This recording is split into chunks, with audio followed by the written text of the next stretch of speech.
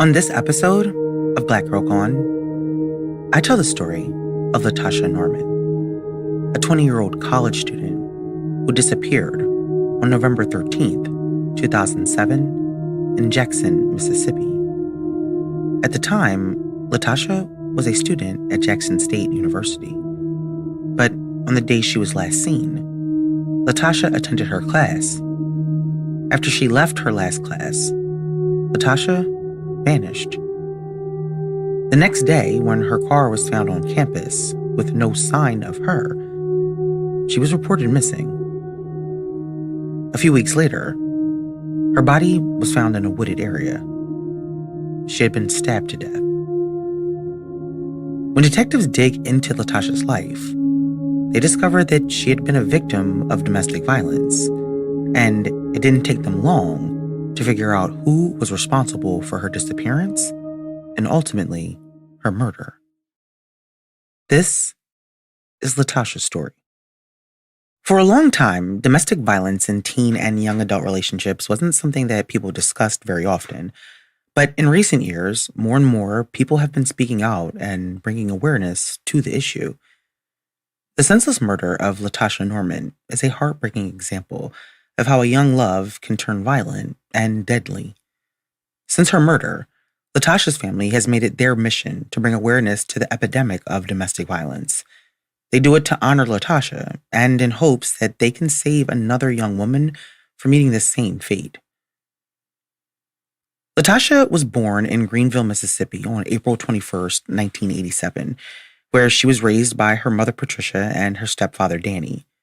She grew up in a large, close-knit family in the small town. Her mom said that Latasha always had a smile on her face, and you almost never saw her angry. Growing up close to family for some means your cousins become more than cousins. They're more like siblings, and Latasha was very close with her cousins, especially her cousin Takesha. She was a few years older than her, and so Latasha looked up to her and wanted to do everything she did. In high school, her family said that she was shy at first, but she slowly came out of her shell. Her older cousin was a majorette, and so Latasha also joined the squad. And her family said once she did, she really blossomed. When it came to her schoolwork, Latasha was a hardworking, ambitious student who always put her all into all the things that she did. She had a lot of goals for her future, and the people who knew and loved her had no doubt that she would accomplish them all. As a kid, Latasha wanted to be a teacher, but as she got older, she decided that she wanted to pursue a career in accounting. Her dream was to attend Jackson State University, an HBCU located in Jackson, Mississippi. The Norman family had a long legacy at the school, and several of her family members had played football, and so there was a family tradition to attend Jackson State. Latasha graduated high school in 2005 and began her freshman year at Jackson State that fall. For those who went away for college, then you know the excitement that comes when you move into campus for the first time. And once in college, Latasha fully embraced life at Jackson State. It was a dream of hers, and she took full advantage of her time there. She was very focused while in school and got good grades, which often placed her on the dean's list. She majored in accounting, and she wanted to open an accounting firm back in Greenville with her cousin after graduation. When it came to her social life, Latasha's family said she didn't really go out much, but she did have a boyfriend, a young man named Stanley, who she had been dating on and off since high school. Stanley was a few years older than Latasha and had already graduated high school when they began dating. He had not gone to college, but once Latasha began at Jackson State, she encouraged Stanley to go to college with her, and so she helped him get accepted to the school. Her family said that she really pushed Stanley to be better in multiple areas of his life.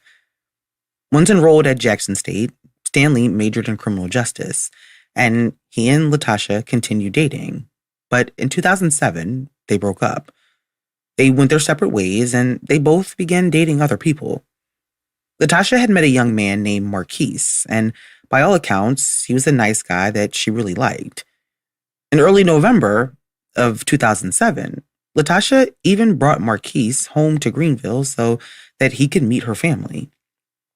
But when Latasha came home to introduce her family to her new boyfriend, they had no idea that they would never see her again.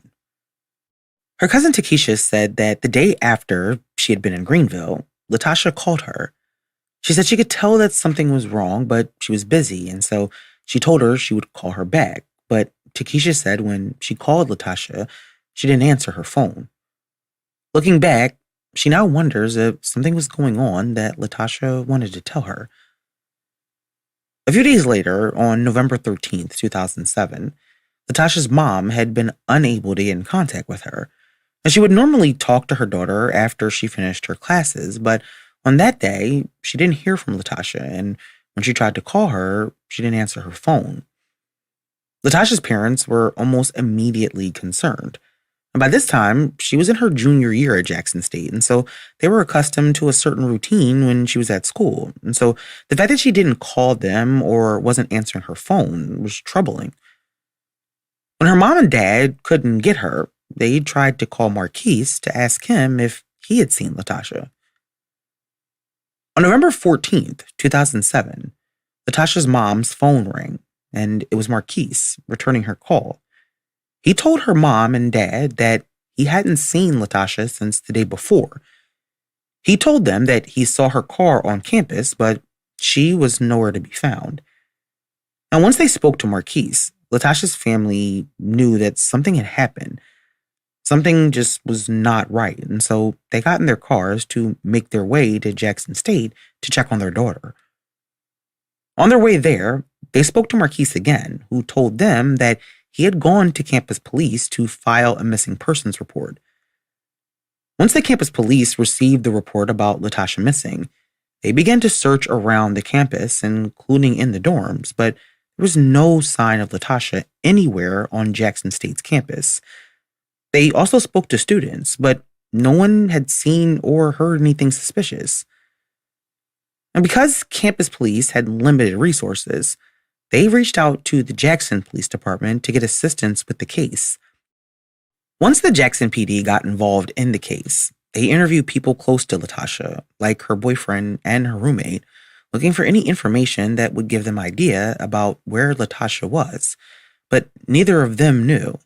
But they did learn that a month before she went missing, someone had slashed the tires of Latasha's car while it was parked on campus. Now, Latasha had reported the incident to campus police, but the timing seemed very suspicious to police. Someone's tires being slashed usually means that it was personal, and so they wondered if this had anything to do with Latasha's disappearance.